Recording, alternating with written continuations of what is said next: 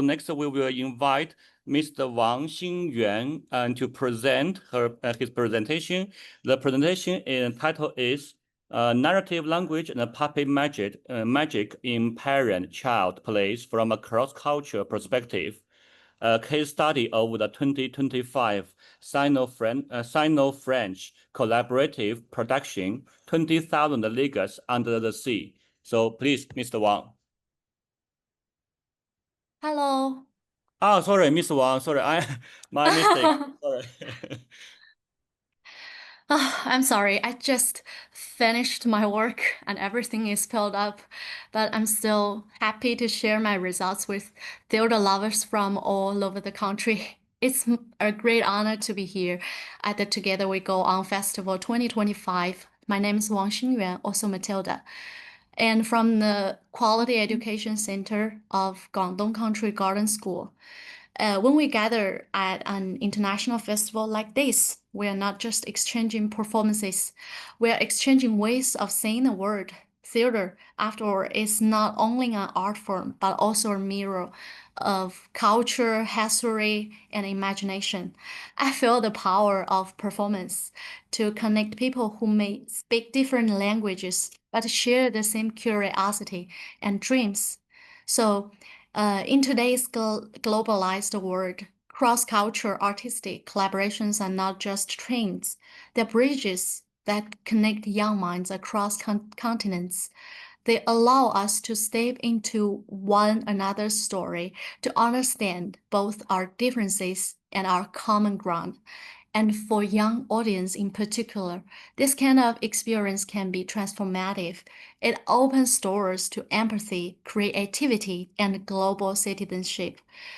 Today, I'm excited to share with you an innovative Sino-French theater project, a family adaptation of Jules Verne's 20,000 Leagues Under the Sea.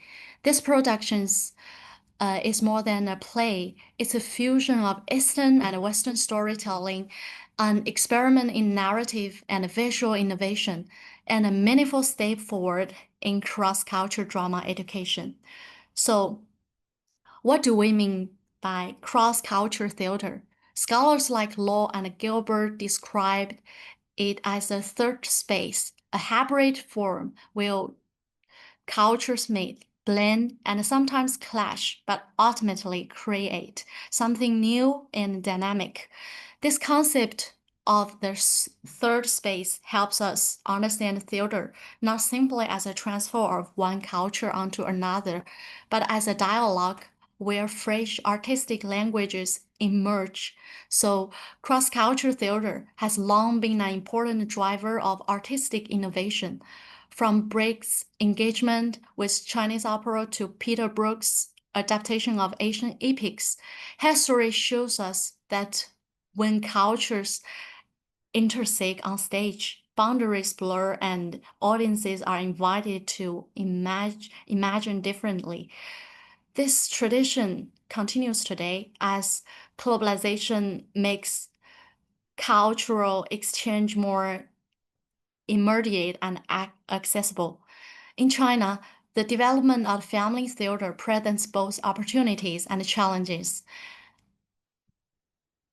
On one hand, the demand is rapidly growing. Parents and educators are increasingly seeking productions that are both entertaining and educational. On the other hand, the market still struggles with issues of originality, depth, and cultural inclusivity. So many family plays rely heavily on commercialized models, lacking the critical and imaginative dimensions that can truly engage children in meaningful ways. The Sino-French project I will discuss attempt to address this gap. By combining multiple cultural frameworks, it creates an educational experience that goes beyond amusement. It integrates languages, learning, cultural appreciation, and aesthetic exploration. In doing so, it aligns with theories of intercultural education, which emphasize not only exposure to difference, but also active negotiation of meaning across cultural boundaries. From a theoretical perspective, this project also draws on drama pedagogy, which performance is not only a form of artistic expression, but also a tool for identity, formation, and critical thinking. So let's say, how did we adapt 20,000 Leagues Under the Sea for a modern cross-cultural audience? First, textual reconstruction. This adaptation streamlined the original novel, focusing on the essence of the adventure while cutting down the heavy scientific digressions that might overwhelm the younger audience, like those kids. At the same time, this adaptation team enriched characters' relationships to make the story more emotionally engaging. For example, in this adaptation one, it gives more agency to female characters, transforming them from marginal figures into active participants in the journey. So for children, especially girls, could say, reflect on stage, and they also highlight the universal themes such as freedom, exploitation, and ecological awareness, ensuring a story resonates not only as an adventure, but as a reflection on human responsibility toward nature. And second, it's language strategies. This adaptation one designed the script as a bilingual experience, integrating both Mandarin and English.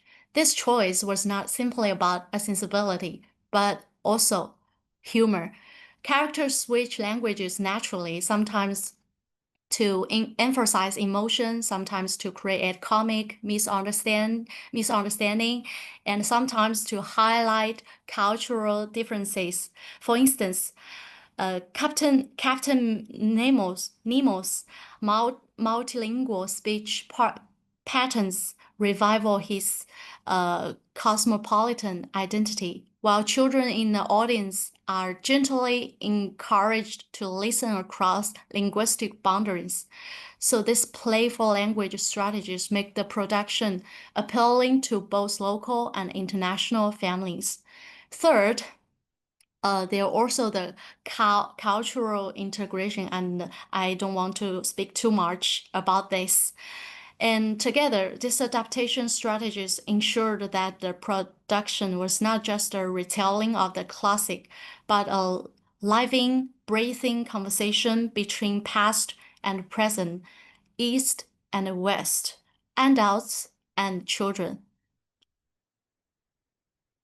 This is stage innovation, and I'll mention later. And this story is not just told through words. It also shows shown, and often the most powerful memories come from what the audience sees and feels on stage.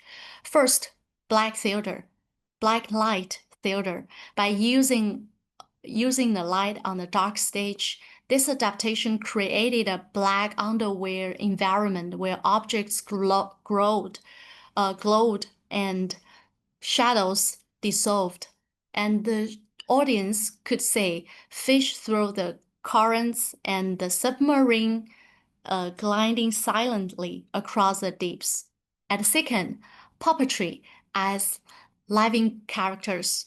In this production, puppets were not mere props. They were carefully designed to embody distinct personalities, emotions, and symbolic in meanings. For example, a giant octopus puppet became not just a sea creature, but a metaphor for fear and the unknown. And also, the smaller fish puppets brought moments of humor and so on. Through the puppetry, the inanimate become animate, reminding us the theater thrives on the audience's willingness to believe in transformation. And third, cross-cultural symbolism. Both Black Knight theater and puppetry have international roots.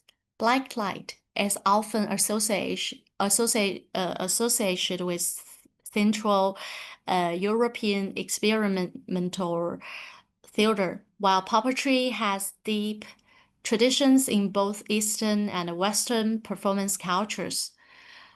By bringing them together, the team created a performance language that was at once global and local, modern and traditional. This hybridity reinforced the project's cross-cultural mission to show how different artistic heritages can converge in a single shared creative act.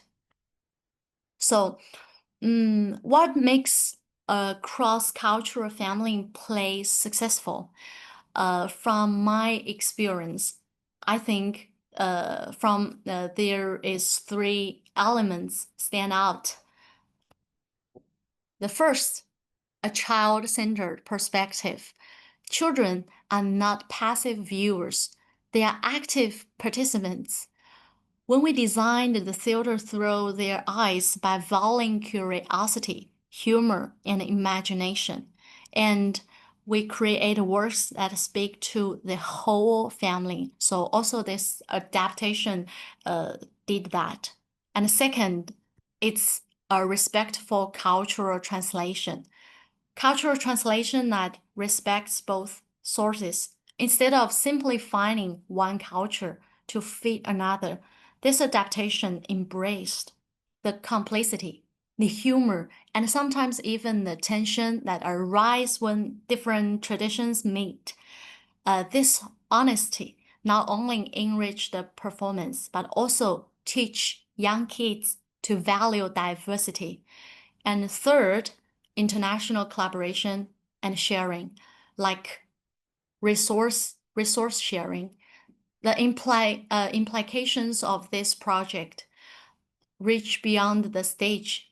For educators, it demonstrates how theater can become a platform for global citizenship education, encouraging children to see themselves as part of the wider intercontinental world. And for artists, it shows that innovation often comes from crossing boundaries and embracing hybridity. For families, it offers a reminder that shared cultural experiences can strengthen bonds and spark conversations long after the curtain falls. So, in a rapidly changing world where techniques sometimes isolated more than it connects, theater remains a profoundly human art form. By bringing together languages, traditions, and imaginations, we can ensure that the stage continues to serve as a place of dialogues between cultures, between generations, and between art forms. So let us say the theater not just an internship, intern, in it's a bridge or one that helps children dream and helps families connect and helps cultures meet in creativity and respect. So that's what I'm discovered, and that's what when I saw this productions generated, and I researched about this. So I think there is a limited time, so I don't have too much time to complete my Q&A part. So if you have anything want to share with me or discuss with me, please contact me. Here is my email address. So that's all. Thank you.